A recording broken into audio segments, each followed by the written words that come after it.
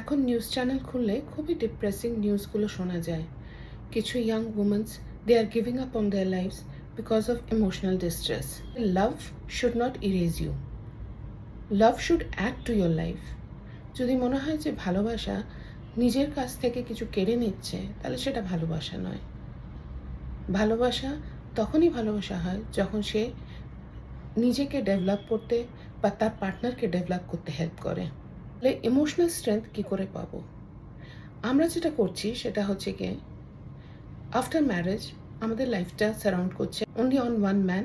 নিজেকে মনে রাখতে হবে যে আমরা মেয়েরা উই আর কমপ্লিট ইন আওরসেলভস।